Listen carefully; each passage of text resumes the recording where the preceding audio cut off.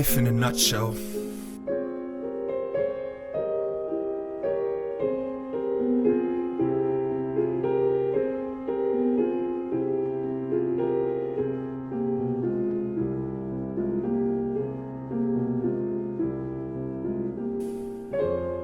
I was conceived by true love and utter beauty, from a being who knew ghosts existed, though no one listened, but he still talked to them and persisted.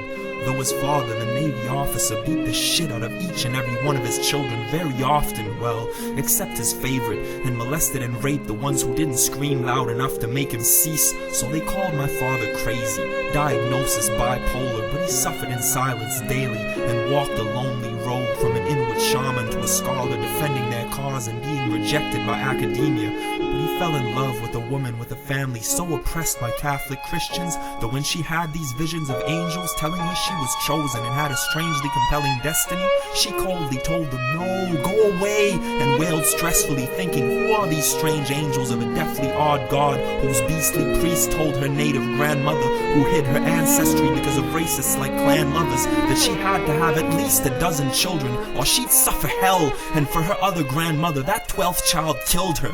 But despite this, my mother kept fighting. Her father told her, why try? Just smile and be a secretary. Nobody loves a vegetarian. Eat meat and stop being so scared of everything. Kids at school were abusive and rude too and thought she was foolish. But who schooled who when she got her doctorate and grew to be a translator and a feminist dystopian literature scholar? So these two beings collided and grew a being from inside them, fated to be a beaming and smiling child.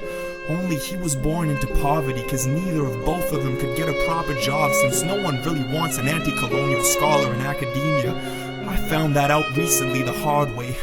So they starved and fought because the father thought the child was born as an angel and a shaman, and the mother thought this was too strange and odd because of patriarchy's deranged god she was taught of. So they argued and violent talk became more. I could talk of a lot of strange lore, a lot more, but I may not. I'll focus instead on how this hole between both of them gained in depth until they gave up and split, and the father went crazy and dipped after fathering a second baby from another goddess in the midst of bipolar mania and depression, never to be seen or heard of again, yet still very much thought of. So the mother, being responsible, did what all mothers did and raised the kid with love and hugs and lots of affection, and tried to give him the best of everything. But the grandfather, now a commander, got him in his grip, since nobody had talked of the violence and abuse, since silence is so much more beautiful than truth to those that are duped into these views. And meanwhile the mother sent him to the best private and ghastly schools, which ironically were all Catholic too, and so the cycle of past abuse was restarted.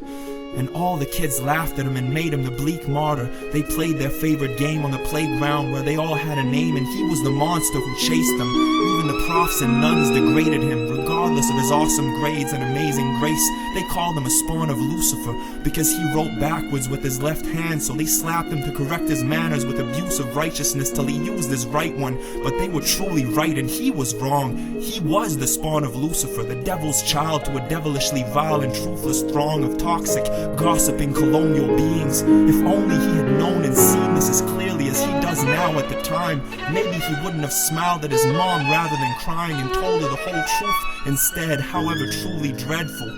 Meanwhile, he played piano half the day since back in the days at the age of 3 with the swagger of a dainty damsel, and his mother made him practice till he became the youngest lad in the city to enter the Conservatory of Music.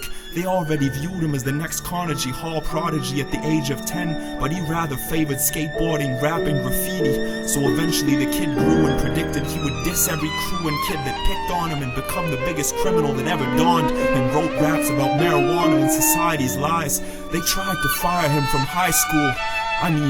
They kicked him out for his haikus, but he silently moved to another province with his mom and became the thug he always knew that he was. Started doing more drugs and dealing them. Thug life was appealing and he didn't even know about the goddess Kali yet. So his odyssey started, but at the time, so did his mind in its unwinding and startling lack of silence, inaccurate tidings and thoughts. The voices became stronger with the ganja and coke. Nobody ever told him about the difference between THC and CBD or any illegal construct, because all the doctors in this society were either incompetents or liars bought by pharmaceutical misers, trying to rule and confine us with horrors and abuse of science. So the delusional Tony Montana became a loony bin monster once again. Strange how the loop is endless. In and out of the psych wards, his mother tried hard to keep him in university, but nearly a decade of pursuing this with his curses and no degrees. So little glee and control in his mind that psychiatrists told her there was no other option other than to throw him in an asylum out of province and lock him up with a lot of medication to forever sedate him and calm the violence in his mind. No remorse in their views either. They saw no hope at all in this skewed demon, but the mother refused to heed them, so she kept him and believed in his purpose, kept feeding and nurturing him back to health, and a few years later, indeed, he was an earthling back from hells, finished his degree and started his master's, working on anti-colonial practices in indigenous literature, dialect satire and the trickster as instruments of resistance. Yet still, like his parents, all he could apparently find and inherent as employment was mostly minimum wage jobs, from staining, varnishing, and flooring to car washes and construction.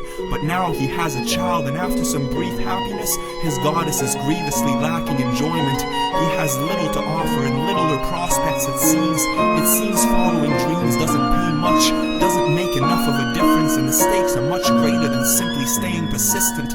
But the mother keeps believing in his guts and art pieces, so she tells him, get a doctorate, they'll sponsor you and you can feed your baby. It seems crazy, but he tries it. What's left for me anyways? Otherwise, he ponders. He keeps eyeing the other side and greener pastures. Fast forward to a year and a half after, he's a published translator of 2 best-selling authors, an anti-colonial scholar and an activist with so many shows and conferences, he doesn't know when to say no or to stop. So he keeps going for the stars, not knowing they're all suffering as oddly as he is, as they glow and shine for us all to enjoy their sorrows and beamings. The next thing he knows, he's so much of an activist that his baby's mom and her dad, along with half of his department, it seems, are actively trying to hack away at his artful dreams like heartless beings. But all his thoughts, regardless, as he watches all these scenes of the act he's but a small part of, are that he wishes a lot of happiness and compassion to free them, because all the goddesses that fostered and taught him, from his mom to Mystique, Yimmy, and Phoenix, told him that love conquers all, and what streams from inside you is reflected in all that you see, and you cannot offer dark to the darkness as tidings. They will scoff it off. So he will keep following his heart and rising till he finds the balance between peace and solace in his gardens and astral asylums, and keep speaking his art pieces and fostering mutant youths in academies and islands.